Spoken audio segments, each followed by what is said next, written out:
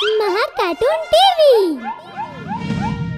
बहुत समय पहले किसी जंगल में बब्बू नाम का एक भालू रहता था।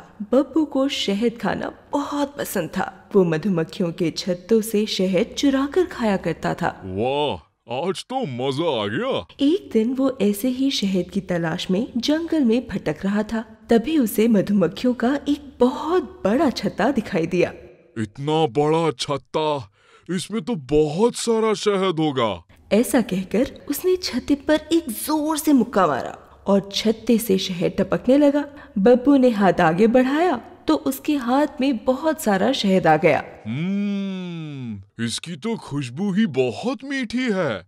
लेकिन जैसे ही वो शहद खाने के लिए हाथ मुंह तक लेकर गया, छत्ते से बहुत सारी मधुमक्खियां बाहर आईं। रानी मधुमक्खी बब्बू से बोली, बब्बू, आज तक तुमने बहुत से छत्तों में से शहद चुरा कर खाया है, पर आज तुमने बहुत बड़ी गलती कर दी। पर रानी मधुमक्खी, मैं तो बस थोड़ा सा शहद खाना चाहता हूँ। हम तुम्हें थोड़ा सा भी शहद नहीं दे सकते। ऐसा कहकर रानी मधुमक्खी ने बाकी मधुमक्खियों के साथ मिलकर बब्बू पर हमला कर दिया। मधुमक्खियों को अपनी ओर आता देख बब्बू भागने लगा। मधुमक्खियां उसका पीछा करने लगीं। बब्बू भागता भागता अपनी गुफा में आ गया, लेकिन मधुमक्खियों ने उसका पीछा नहीं छोड़ा। वो गुफा में भी घुस आईं, उसे काट काट कर सुझा दिया और वहां से चली गईं। उनके जाने के बाद बब्बू जोर जोर से रोने लगा। मुझे अगर शहद अच्छा लगता है तो इसमें मेरी क्या गलती। बब्बू के रोने की आवाज सुनकर वहां जंगल के देवता प्रकट हुए और बब्बू से बोले, बब्बू, क्या हुआ? तुम रो क्यों रहे हो? हे जंगल के देवता, आप तो जानते हैं मुझे शहद कितना पसंद है, लेकिन मुझे शहद बनाना नहीं आता। इसीलिए मैं मधुमक्खियों के छत्तों में से थोड़ा सा शहद ले लेता हूँ। अगर मुझे शहद बनाना आता तो क्यों मैं इन मधुमक्खियों का शहद चुराता? बात तो तुम सही कह रहे हो। अगर ऐसा है तो मैं तुम्हें वरदान देता हूँ कि तुम्हारे नदी से अपने हाथों में पानी लेकर इस गुफा के अंदर आते ही वो शहद बन जाएगा। लेकिन एक बात हमेशा याद रखना बब्बू, तुम कभी किसी को उस गुफा से शहद ले जाने से मना नहीं कर सकते। अगर तुमने ऐसा किया तो सारा शहद पानी बन जाएगा। ऐसा कहकर देवता गायब हो गए। बब्बू ये वरदान पाकर बहुत खुश हुआ। वो नदी के पास गया, उसने हाथों में पानी भरा और गुफा में लौट आया। गुफा में आते ही उसके हाथ का पानी शहद में बदल गया। अरे वाह, ये तो सच में शहद बन गया। ऐसा कहकर वो सारा शहद खा गया और बोला, ये तो बिल्कुल स्वाद है। मैं इस पूरी गुफा को शहद से भर दूंगा। ये कहकर वो नदी के पास गया और एक के बाद एक वो कई बार अपने हाथों में पानी भरकर गुफा में ले जाने लगा। सुबह जब सूरज निकला तब गुफा शहद से भर चुकी थी। हर तरफ शहद ही शहद था।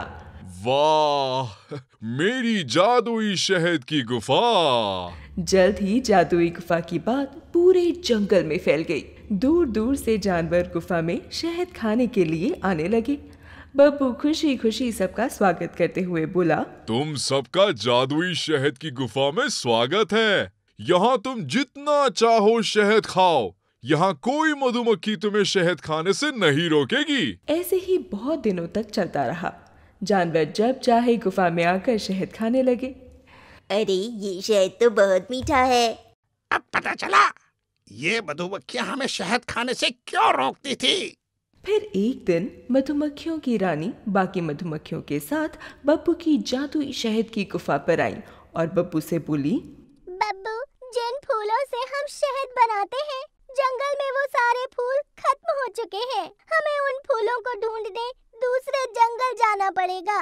लेकिन हम इस जंगल को छोड़कर नहीं जाना चाहते, इसलिए क्या तुम अपनी गुफा से हमें रोज थोड़ा थोड़ा शहद लेने दे सकते हो? ये सुनकर बब्बू को याद आया कि किस तरह थोड़ा सा शहद लेने पर मधुमक्खियों ने उसे काटा था और वो बहुत गुस्सा हो गया। मैंने भी तुमसे थोड़ा सा ही शहद मांगा था, याद है? तुमने इतनी सी बात पर मुझे कितना काटा था। वो तो हमने इसलिए मना किया था कि हमारे पास बहुत कम शहद था।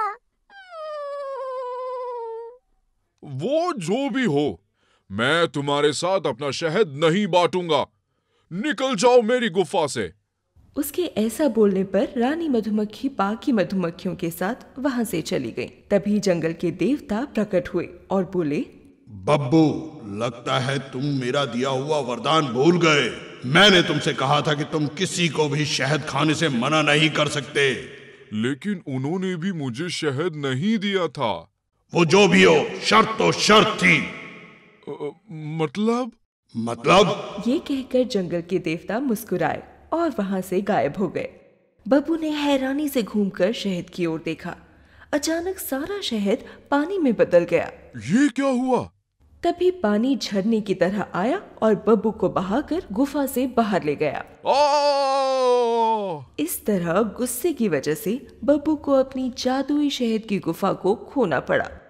तो बच्चों, इस कहानी से हमें ये शिक्षा मिलती है कि हमें कभी गुस्सा नहीं करना चाहिए, क्योंकि कभी कभी थोड़ा गुस्सा करने से भी बहुत बड़ा नुकसान हो जाता है। अगर आपको हमारे वीडियोस पसंद आ रहे हों तो इन्हें लाइक करें, चैनल सब्सक्राइब करें और हमारे कार्टून शो सबसे पहले देखने के लिए बेल आइकन दबाना ना भूलें।